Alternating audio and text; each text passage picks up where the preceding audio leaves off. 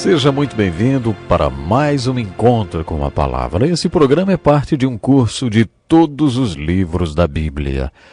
Nosso estudo já nos trouxe ao Novo Testamento, mais especificamente as cartas do apóstolo Paulo, autor de metade do Novo Testamento. Este é o terceiro programa em que abordamos a carta de Paulo, conhecida como 2 Coríntios. Esta carta fala sobre o ministério que Deus quer que todos os seus filhos experimentem. No estudo de hoje, enfocaremos a transparência que o ministro de Deus deve ter. Ouça agora o que a palavra de Deus, através desta carta de Paulo, tem a dizer sobre o ministério para o qual Deus nos salvou e para o qual chamou cada um de nós discípulos de Jesus Cristo. Ele escreve assim: se enlouquecemos, é por amor a Deus. Se conservamos o juízo, é por amor a vocês. Pois o amor de Cristo nos constrange, porque estamos convencidos de que um morreu por todos para que aqueles que vivem já não vivam mais para si mesmo, mas para aquele que por eles morreu e ressuscitou. De modo que, de agora em diante, a ninguém mais consideramos do ponto de vista humano, ainda que antes tenhamos considerado assim. Portanto, se alguém está em Cristo, é nova criação. As coisas antigas já passaram. Eis que surgiram coisas novas. Tudo isso provém de Deus, que nos reconciliou consigo mesmo por meio de Cristo e nos deu o ministério da reconciliação, ou seja, que Deus em Cristo estava reconciliando consigo o mundo, não levando em conta os pecados dos homens, e nos confiou a mensagem da reconciliação. Portanto, somos embaixadores de Cristo, como se Deus estivesse fazendo o seu apelo por nosso intermédio. Por amor a Cristo lhe suplicamos, reconciliem-se com Deus. Deus tornou pecado por nós aquele que não tinha pecado, para que nele nos tornássemos justiça de Deus. Como cooperadores de Deus, insistimos com vocês, para não receberem em vão a graça de Deus. Quando Paulo escreveu aos Romanos, o resultado foi um precioso texto teológico. Sua primeira carta aos Coríntios foi um precioso texto teológico pastoral, que mostrava a todos nós pastores como lidar com problemas que enfrentamos em nossas igrejas hoje. Já a carta de 2 Coríntios resultou num texto muito importante sobre ministério. E tinha que ser assim, porque os coríntios tinham questionado as credenciais de Paulo como apóstolo. Eles questionaram suas credenciais para o ministério. Paulo dirigiu a primeira carta aos Coríntios principalmente àqueles que o apoiavam, mas a segunda carta ele dirige àqueles que questionaram sua autoridade e o criticaram, talvez por não terem gostado do que ele escreveu na primeira carta. Deveríamos ser gratos por todos os problemas que a igreja de Coríntios teve, não é?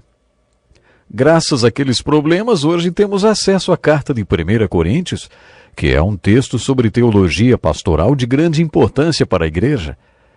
Da mesma forma, também nos beneficiamos com as dúvidas que os coríntios levantaram a respeito das credenciais de Paulo como apóstolo e ministro. Como resultado destas dúvidas, temos esse tratado profundo sobre o que é o ministério. E esse tratado é a segunda carta aos Coríntios. Nesta carta, Paulo fala sobre a tarefa do ministro, o treinamento que ele deve ter, as transformações pelas quais deve passar, e sobre sua excelência e qualificações. Quando Paulo fez referência ao ministério, ele não se dirigiu apenas ao clero, aos líderes da igreja. Paulo via todos os crentes da igreja como ministros, pois todos foram salvos por Jesus Cristo para exercer um ministério. Na carta aos Efésios, Paulo afirmou que fomos salvos pela graça. Somos salvos por causa do dom da fé que Deus derramou sobre nós e não pelas obras, para que ninguém se envaidecesse por causa delas. Ao mesmo tempo, em Efésios 2:10, ele afirmou que fomos salvos para as boas obras, as quais Deus preparou antes mesmo de termos nascido, para que nós as realizássemos. Em outras palavras, sabe, Deus tem para cada um de nós um ministério, um trabalho para realizarmos. Esse trabalho não salva, mas é o propósito da nossa salvação. Em Efésios 4:12, Paulo afirmou que o propósito de nos reunirmos todos os domingos na igreja é a preparação dos santos para a obra do ministério. Isso significa que a obra do ministério foi entregue aos santos, todos os crentes, não a uma minoria. Creio que este versículo possa ser o versículo-chave de 2 Coríntios. A igreja ainda não entendeu a amplidão dessas palavras de Paulo.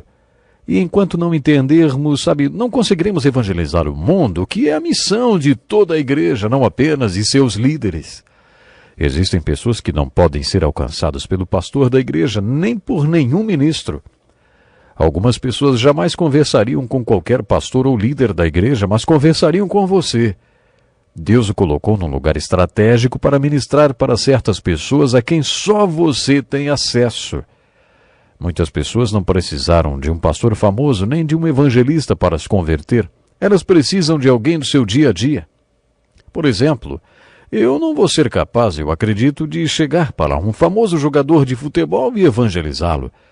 Mas aquele colega dele que joga futebol com ele no mesmo time, que aceitou a Jesus e que ama a palavra de Deus e que procura ir à igreja e ser fiel, aquele companheiro dele que continua jogando bola, ele pode evangelizá-lo. Isso é uma bênção. É assim que Deus quer que o Evangelho de Jesus Cristo seja comunicado. E isso não acontecerá enquanto não entendermos a mensagem que a carta de 2 Coríntios tem para que todos os ministros sejam aperfeiçoados, instruídos, inspirados e desafiados a ir e exercer seu ministério. É isso que aprendemos com esta carta. Como preparar o ministro para o ministério de Deus. Há algum tempo ouvi a história de uma igreja que estava procurando por um pastor. Fazia 2 anos e meio que os membros procuravam alguém sem sucesso. Eles já estavam começando a ficar desesperados. Diante da situação, o presidente da igreja escreveu uma carta ao comitê responsável pela contratação do pastor.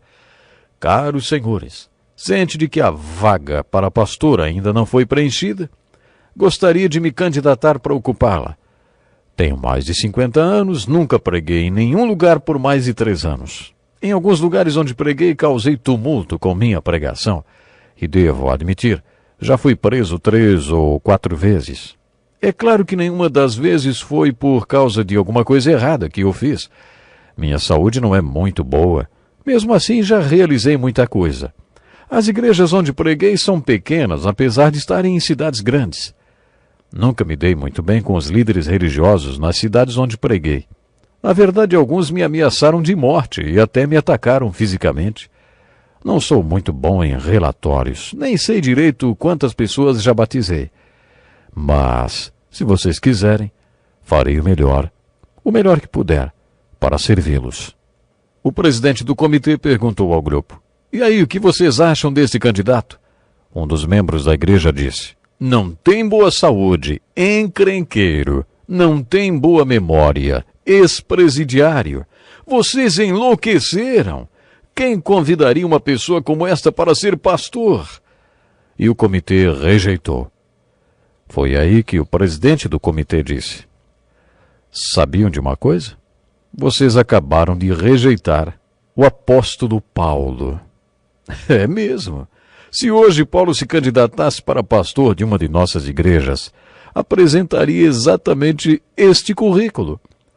Apesar do seu histórico ou das credenciais que tinha, o apóstolo Paulo foi o maior missionário que a igreja já teve, o melhor autor, o melhor professor, o maior plantador de igrejas e o melhor pastor, e por aí vai. Paulo foi simplesmente o melhor. Ele mesmo afirmou que fez mais do que todos os apóstolos juntos, pela graça de Deus, é claro. Como os coríntios duvidaram das credenciais de Paulo, ele apelou para o seu histórico. Jesus tinha ensinado que não importa o que você diz, importa o que você faz. O que Paulo tinha para apresentar não era blá blá blá para ele próprio e tudo que já tinha feito. Ele afirmou aos coríntios que a prova do seu apostolado eram eles mesmos. Eles eram um bando de pagãos e bárbaros quando Paulo chegou em Corinto e se converteram a Jesus Cristo através do trabalho de Paulo. Essa era a maior prova do apostolado de Paulo. Na segunda carta aos Coríntios, e mais especificamente no capítulo 5, do versículo 13 até o versículo 1 do capítulo 6, Paulo fala sobre o Evangelho como missão da igreja e sobre ministério. Neste texto, Paulo também fala sobre sua motivação pessoal no ministério. Sabe, eu conheço um pastor que foi convidado para dar uma palestra a um grupo de homens de negócios, cujo tema era: que motivação em uma pessoa motiva outras? Esse era o tema. Quando convidaram um pastor, explicaram que ele era um incentivador de tantas pessoas e eles gostariam de saber de onde vinha o seu próprio incentivo e motivação. Nesse texto de 2 Coríntios 5, Paulo explicou qual era a sua motivação. Ele foi um dos maiores motivadores que a igreja já teve. Além do que já vimos no último programa, gostaria que você observasse também qual é a tarefa do ministro e como ele deve ser. Paulo explicou que a tarefa do ministro é a reconciliação e que nos foram entregues a mensagem, o ministério da reconciliação. Isso foi entregue para nós. Então podemos sintetizar o ministério em uma palavra: reconciliação.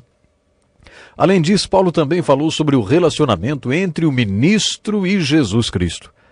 Paulo tinha sido acusado de ser excêntrico. Aqueles que criticaram Jesus usaram a mesma palavra: excêntrico. Paulo responde à acusação dizendo que realmente ele tinha o centro da sua vida alterado.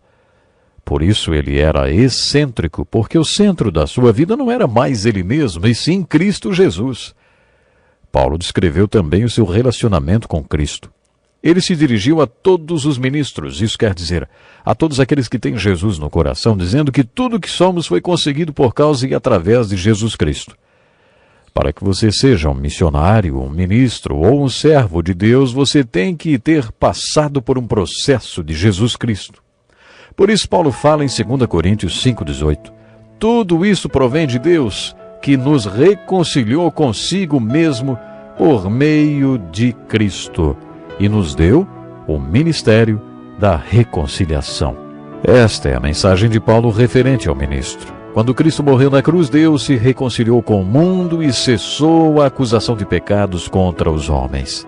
A mensagem e o ministério de reconciliação que temos sobre nós é a de ir ao mundo e dizer: Deus se reconciliou com você, então reconcilie-se você com Deus.